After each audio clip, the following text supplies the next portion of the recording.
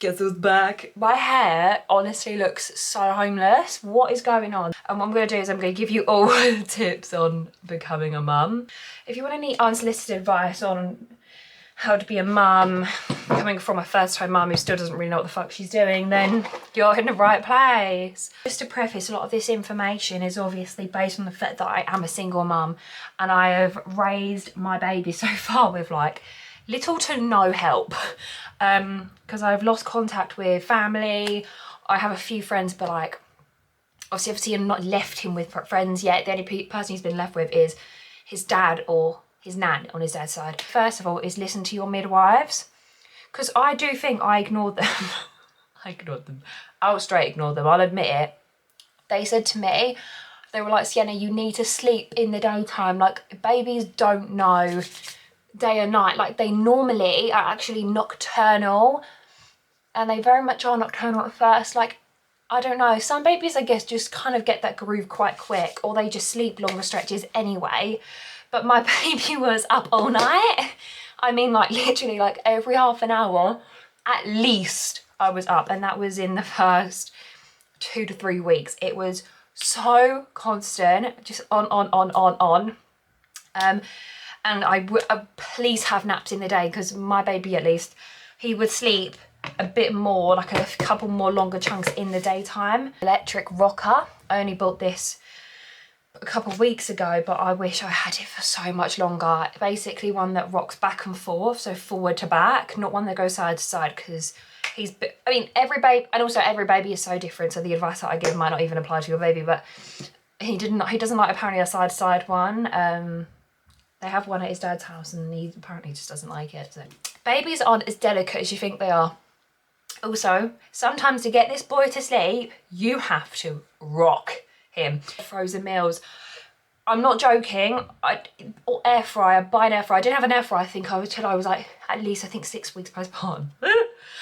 Get an air fryer if you don't have one, or get microwavable meals. And I mean, I know it's not healthy, or just meal prep when you're pregnant. When you don't have the support, honestly, breastfeeding and pumping is the hardest thing ever, because he didn't latch properly. So basically he would open his mouth and then just clamp down. He wouldn't like hold his mouth open, he would just go yum. Yeah, you could, I don't know if you can even imagine the amount of pain. Don't worry though, if you're breastfeeding them, you're not starving them. The reason they like, when you switch from breastfeeding to formula, the reason they're like, whoa, is because it's easy for them. They're not actually drowning the milk down because you can't fucking feed them. It's because it's easy for them and it's quick. Breastfeeding, they do have to try harder. Also, please try and not put so much pressure on yourself to breastfeed. If you want to, go for it. I'm just saying, like, if you start it and you just want to stop, but you feel like you're not stopping because of the pressure of like, breast is best, what bollocks.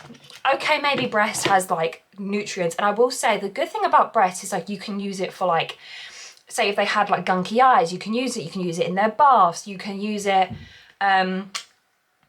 like when they're ill, your breast milk literally changes to heal them and like produce antibodies to heal them, and I think that is so sick. So I do think that are benefits to breastfeeding. Obviously, like, it is a very natural thing, and if I could have done it, I would have for a few months. I do think I would have only done it for a few months though, because it was a lot.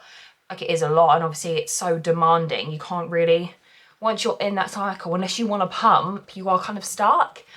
I know that's just like being a mum, but like not even being able to just pop out for a certain amount of time because you don't know when your baby will want to feed is like obviously a little bit on the top. And obviously where I'm a single mum as well, it's like it would have literally been so draining. But luckily I switched to formula, and after like a week or two I was very much just like in the swing of it. I didn't really think about it too much anymore, but definitely in those first couple days I felt awfully guilty. When I was pregnant, I didn't even like know if I was gonna breastfeed. Like, I was literally just in the mindset of like, I'll try it. If it goes well, it goes well. I'll just do it for a couple months.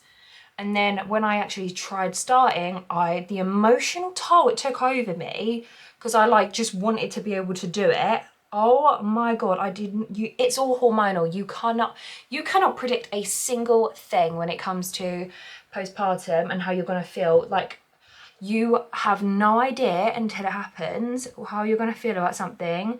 You can think that you're just going with the flow, but once you're there, it is so different. I remember like I wouldn't even put my baby down. Like when he was hungry, I was holding him. You can put your baby down, and I hate it because I remember I was just so stressed that first week. It got worse, I think, in terms of my stress, but like in the terms of like the biology of it, like in that first 2 weeks, I was like, I can't put my baby down if he's crying. I just hope that everyone watching this does have support, because the first time that he went anywhere at like 7, 8 weeks old, the first time that he was away from me for a few hours, hallelujah.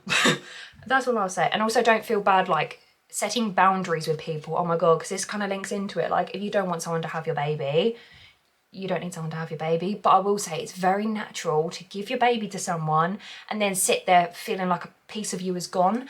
But lean into the help, lean into the support. I know it's really bright, sorry, I just need some light in here. Just lean into all of it, because I've been offered, God, that's gone a bit wrong. I've been offered more support in the last week or two than I have like, well no, I'd say the last month has been like way better in terms of support. Just because of my personal circumstances and stuff have changed, but I've had way more support, and it definitely has made a difference knowing that like I do have that respite on some days. I do still get it. My nervous system like freaks out. I've never felt this level of rage before, that it feels so instinctive. Like you can manage your anger, you can learn to manage your anger, but honestly, like the levels you get to with postpartum rage is beyond my understanding. I did not realise you can get like that. Let me just say that. I've never experienced anything like that, so that was really different for me. Yeah, I don't know. It was just a lot. So yeah, I would say invest in like gadgets and stuff like rockers, get a good sterilizer, or if you can afford it, please just go buy the Mum Cozy washer, sterilizer and dryer. Because if I had the money, I would have fucking smashed that thing right up. Snatch that thing right up rather, not smash it up. I mean, with my rage I might have, but honestly, like the first week or two, especially if you're a single parent, you need to get an easy sterilizer. If you have a dishwasher, great. You need to make it so fucking easy.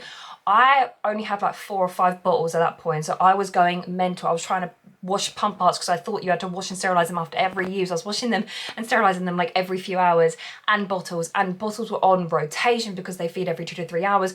I was going mental. I was washing and sterilizing like my life fucking depended on it, all day, all night.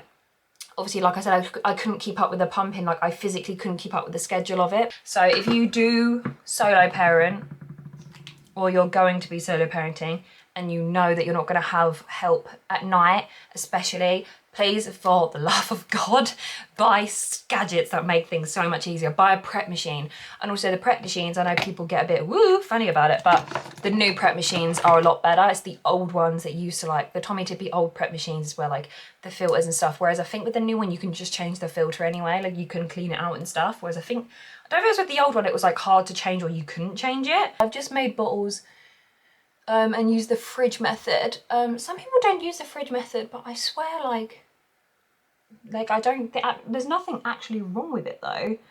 As long as you use them within the 24-hour mark. Basically, I make bottles fresh with hot water, and then I put them in the fridge and use them within 24 hours. So I get them out of the fridge when I need it, boil some water in a jug, and then put the bottle in the jug. Look after yourself, please look after yourself. That's a big one. Like if you ever get even a couple hours to yourself, I know it sounds like really draining, but go get your nails done, go get your hair done, like do something. Don't sit down indoors. I mean, obviously like if you get like maybe a couple nights a week, then yeah, you can sit indoors, but if you know it's going to be quite sporadic and sparse, please go do something for yourself. Like I would say that's the best best approach is to go and do something for yourself. You need to do it. You're a mum. So yeah, make everything easy for yourself, look after baby. I don't know what else I have on my brain to help. Reach out to professionals if you feel like you're depressed, if you feel like you're not coping well. They can offer support. Contact your health visitor if you feel like you need support. Just lean on the support, please, because I haven't. So lean on all the support. Keep your boundaries. You should have no shame on creating boundaries. If you really need someone to say it nicely, ask ChatGPT and it will create a nice response. But if someone's going to get pissy over your boundaries, it says way more about them than it ever did about you. It says way, way more about them. You will lose people. People will distance themselves. People that said they would be there probably won't be. There is just so much to it. So just be wary of people and their intentions. And yeah, but honestly, I am getting so much more into the groove of it now. I'm 11 weeks in.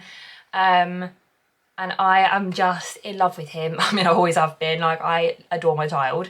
But now that I'm getting to the 3-month mark soon, trust me, it just gets better. The newborn trenches were trenches, and I, quite frankly, some of the time I didn't like that phase whatsoever. I really hated the newborn phase. It's not my thing. I way prefer an older baby. I prefer an interactive, smiling, giggling baby. I do have a smiling baby, so that's fun, but I don't really have a giggly, interactive baby yet, too much. But I cannot wait for him to walk, talk, all of that. That's my favourite. I love toddlers. They're just so cute. They're a nightmare, but they're cute. So, yeah, this is my little postpartum catch-up and advice. And always buy the clothes size ahead. They fucking grow out of it overnight. Always have some backup clothes in the size ahead. Always. Because I had a big boy. I had a big boy that didn't even fit in newborn, bless him. So always make sure you're buying ahead. And just take photos. Take loads of photos. Take loads of memories. Have a Polaroid. Have a journal. Write stuff down. Even like little notes being like, we did this today, and you fed about this much today, and you did a shit today, and it went everywhere. Do little memories and just keep your little memories, because you will look back and regret if you don't have any, because I always feel like I don't have enough. And yeah, thank you for watching, and I will see you all next time.